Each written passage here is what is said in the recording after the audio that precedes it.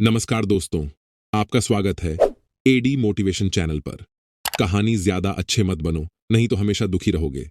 मेरे चैनल पर पहली बार आए हैं तो सब्सक्राइब कर दो। चलो कहानी शुरू करते हैं। शुरू करने से पहले मेरी जो मोटिवेशन की फैमिली है उनका धन्यवाद करता हूँ, जिन्होंने मुझे सपोर्ट किया।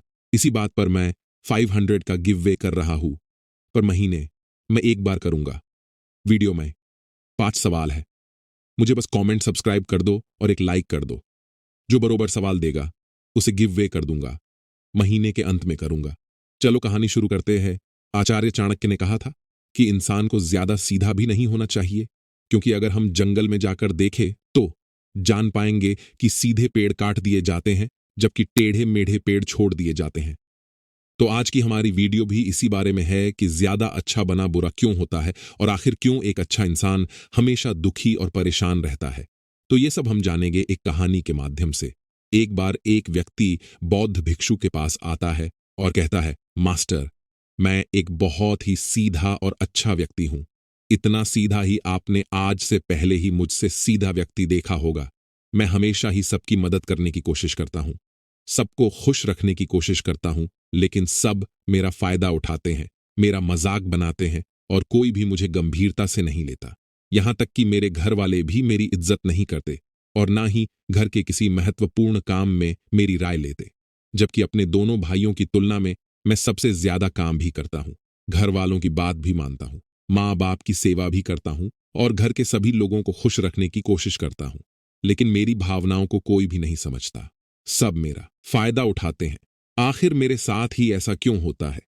व्यक्ति की पूरी बात ध्यान से सुनने के बाद बौद्ध भिक्षु बोली, किसने कहा कि तुम एक सीधे और अच्छे व्यक्ति हो? असल में तुम एक अच्छे व्यक्ति होने का दिखावा कर रहे हो। ये सुन उस व्यक्ति को बुरा महसूस हुआ, लेकिन वो फिर भी बौद्ध भिक्षु की बात सुनता रहा। बौद्ध भिक्षु ने उससे पूछा, अच्छा बताओ कि तुम हर व्यक्ति की मदद क्यों करना चाहते हो? क्यों तुम सबको खुश रखने की कोशिश करते हो? व्यक्ति ने कहा, ताकि सामने वाला मुझे भी खुश रखे, मेरी बात मानी, मेरी इज्जत करे, मेरी भावनाओं को समझे और मुझे एक अच्छा इंसान माने। बौद्ध भिक्षु ने कहा, बस यही तुम्हारी समस्या है कि तुम दूसरों को खुश रखने का प्रयास कर रहे हो ताकि वो भी तुम्हें खुश रखे। तुम अपनी खुशी दूसरों के अंदर ढूंढ रहे हो। तुम दूसरों की नजरों में अच्छा और खुद की तारीफ सुनने के लिए सामने वाली की जी हजूरी कर रहे हो और फिर उम्मीद कर रहे हो कि सामने वाला भी तुम्हारे साथ ऐसा ही व्यवहार करेगा। तो ऐसा नहीं होता, क्योंकि कोई भी ऐसे व्यक्ति को गंभीरता से नहीं लेता जो लोगों की हर बात में हाँ में हाँ मिलाता है। अब मैं तुम्हें कुछ ऐसी आदतें बताता है तो तुम और तुम्हारे जैसे खुद को अच्छा मानने वाले लोगों के अंदर होती हैं। पहली आदत, खुद को अच्छा मानने वाले लोग ये दिखाने की कोशिश करते हैं कि वो लोगों का ध्यान रखते हैं। उन्हें लोगों की चिंता है, इसीलिए वह सबकी मदद करने पहुंच जाते हैं, फिर चाहे सामने वाले को उनकी मदद की जरूरत हो या ना हो। दूसरी आदत, खुद को अच्छा मानने वाले लोग दूसरों से खुद की तारीफ के भूखे होते हैं, इसीलिए वो ज्यादातर मौकों पर वही काम करते हैं जिससे सामने वाला खुश हो और उनकी तारीफ करे। अगर उन्हें लगता है कि किसी काम से सामने वाला नाराज हो जाएगा तो वह उस काम को हाथ तक नहीं लगाते। तीसरी आदत, खुद को अच्छा मानने वाले लोगों को लगता है कि उन्हें अपनी कमियों और कमजोरियों को दूसरे लोगों से छुपाना चाहिए, क्योंकि उन्हें लगता है कि अगर दूसरों को उनकी कमियों और गलतियों के बारे में पता चल गया तो लोग उनका मजाक बनाएंगे, उनकी बेइज्जती करेंगे, उन पर गुस्सा होंगे और उन्हें एक कमजोर व्यक्ति मानेंगे। चौथी आदत, अच्छे लोग खुद की जरूरतों, खुद की प्राथमिकताओं को सबसे ऊपर रखने से डरते हैं, क्योंकि उन्हें लगता है कि ऐसा करने से ही दूसरे लोग उन्हें स्वार्थी समझेंगे और फिर वो लोगों की नजरों में एक अच्छे इंसान नहीं रह जाएंगे। पांचवीं आदत, खुद को अच्छा समझने वाले लोग मानते हैं कि वो केवल तभी खुश रह सकते हैं जब उनके आसपास का हर इंसान खुश रहे, इसीलिए वो अपने आसपास के हर व्यक्ति को खुश रखने की कोशिश करते हैं। अब तुम्हें सुनने में लग सकता है कि इन आदतों में क्या बुराई है। सबका भला करना तो अच्छी बात है, लेकिन समस्या यह है कि खुद को अच्छा समझने वाले लोग असल में जैसे दिखते हैं वैसे होते नहीं। ये अंदर से कुछ और ही होते हैं। जैसे कि पहला, अच्छाई का दिखावा करने वाले लोग ज्यादातर मौकों पर ईमानदार नहीं हो, क्योंकि वो अच्छा बनने के चक्कर में दूसरों की बुराई को भी छिपा देते हैं। सामने वाले को कभी भी उसकी गलतियां नहीं बताते और केवल वही बोलते और करते हैं जिससे सामने वाला खुश रहे। दूसरा, खुद को अच्छा समझने वाले लोग दूसरों को खुश करने के पीछे इतने पागल होते हैं कि वो कई बार जरूरी और दूसरों के लिए महत्वपूर्ण बातों और कामों को भी उनसे छिपाकर रखते हैं और उन्हें बताते नहीं, ताकि सामने वाला उनसे खुश रहे। तीसरा, अच्छे लोग अपनी जरूरतों और कामों को महत्व नहीं देते, इसीलिए ये दूसरों से सीधे अपना काम करवाने से घबराते हैं, जिसकी वजह से ये दूसरे लोगों के साथ चालाकी करने की कोशिश करते हैं, अपने जरूरी कामों को करवाने के लिए भी, जैसे कि सामने वाले की चापलूसी करना या फिर उसके किसी काम के बहाने अपना काम भी कर लेना। चौथा, खुद को अच्छा मानने वाले लोग केवल पानी की उम्मीद से ही कुछ देते हैं। ये इस बात का दिखावा तो करते हैं कि यह लोगों की मदद करना चाहते हैं, लेकिन यह मदद सिर्फ इसीलिए करते हैं ताकि सामने वाले उनकी तारीफ करें, इन्हें अच्छा इंसान समझे और जरूरत पड़ने पर इनकी भी मदद करें। लेकिन अगर इन्हें मदद के बदले मदद नहीं मिलती तो ये गुस्सा हो जाते हैं, सामने वाले से अंदर ही अंदर नफरत करने लगते हैं और उससे बदला लेने का मौका ढूंढने लगते हैं।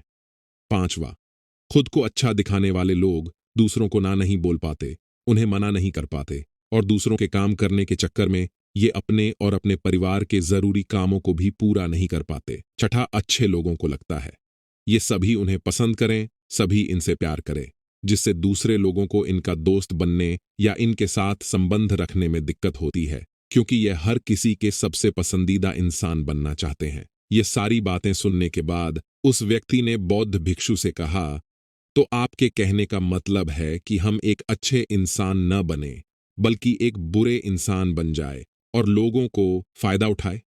बौद्ध भिक्षु ने कहा, नहीं, मैं तुम्हें बुरा इंसान बनने के लिए नहीं कह रहा, लेकिन हां, तुम्हें बहुत सीधा इंसान भी नहीं बनना। अब मैं तुम्हें बताता हूं कि एक व्यक्ति को कैसा इंसान बनने का प्रयास करना चाहिए। दोस्तों, इंसानी स्वभाव और उसकी अच्छाई, वो बुराई के बारे में अगर सबसे ज्यादा किसी ने बात की है तो वो है अखंड भारत के निर्माता, राजनीति के महापंडित आचार्य चाणक्य, जिन्होंने अपनी किताब चाणक्य नीति में इंसानी स्वभाव और दुनिया भर की तमाम चीजों के बारे में विस्तार से चर्चा की है।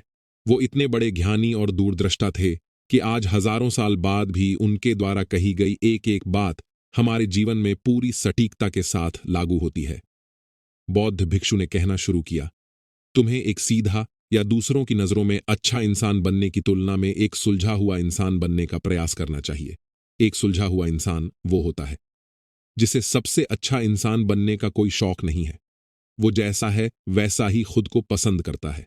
वो जानता है कि वो एक इंसान है और उसमें बहुत सी कमियां हैं और वह अपनी कमियों को स्वीकार्यता भी है।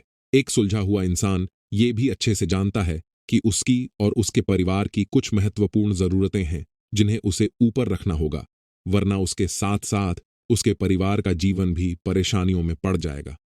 हो सकता है कि उसकी ऐसी सोच की वजह से उसके आसपास के लोग, उसके मित्र या रिश्तेदार उससे नाराज हो जाए, लेकिन वो इसे भी स्वीकारता है।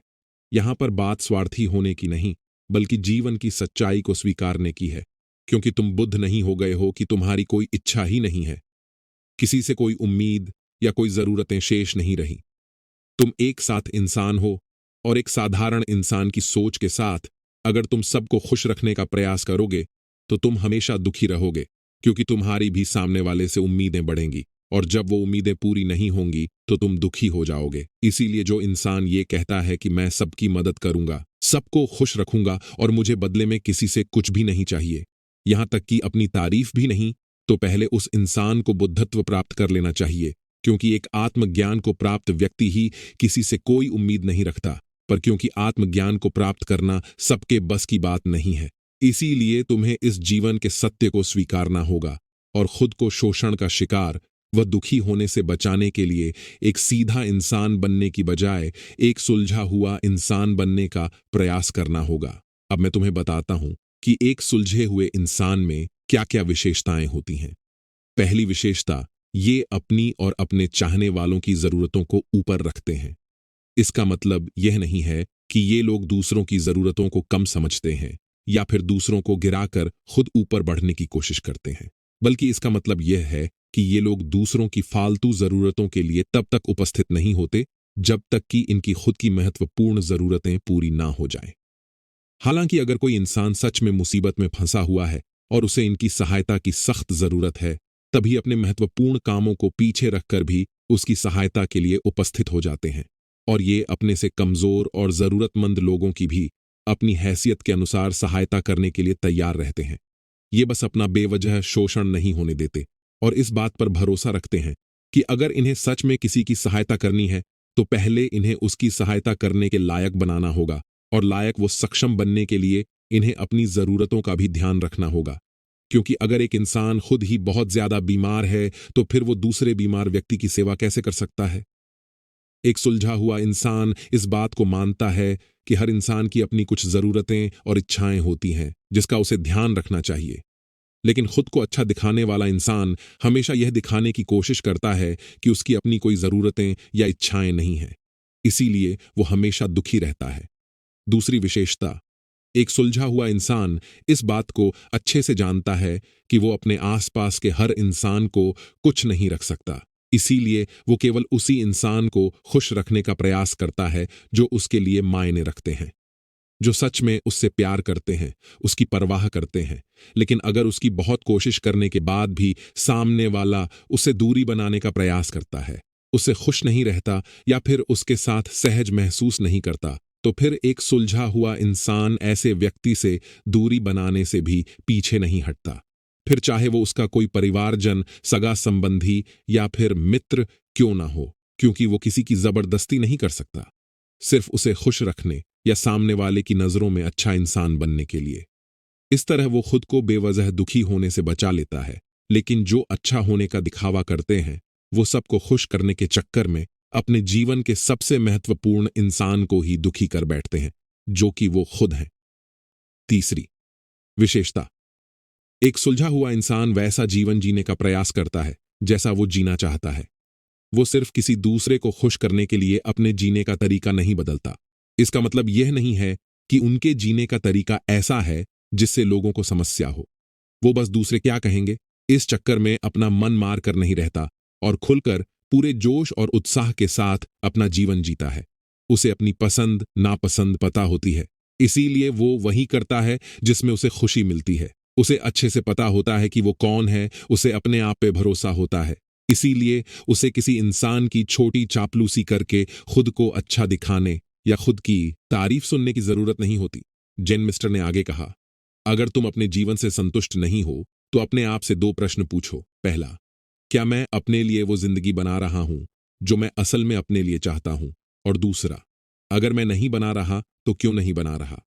जब तुम इन दोनों सवालों के बारे में गहराई से विचार करोगे, तब तुम जान पाओगे कि तुम अपनी मनचाही जिंदगी सिर्फ इसलिए नहीं बना पा रहे हो क्योंकि तुम दूसरों के सामने अच्छा बनने का प्रयास कर रहे हो, जिसकी वजह से तुम अपनी इच्छाओं और जरूरतों को प्राथमिकता नहीं देते हो और दूसरों को ही खुश करने में लगे रहते हो। इसीलिए अगर तुम एक खुशहाल और मनचाहे जिंदगी जीना चाहते हो तो एक सुलझा हुआ इंसान बनने का प्रयास करो, न कि सीधा इंसान।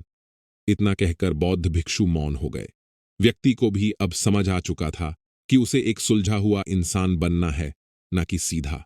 उसने इतनी अमूल्य जानकारी के लिए बौद्ध भिक्षु का धन्यवाद किया और वहां से चला गया। दोस्तों, उम्मीद करता हूं कि आपको इस कहानी से बहुत कुछ सीखने को मिला होगा।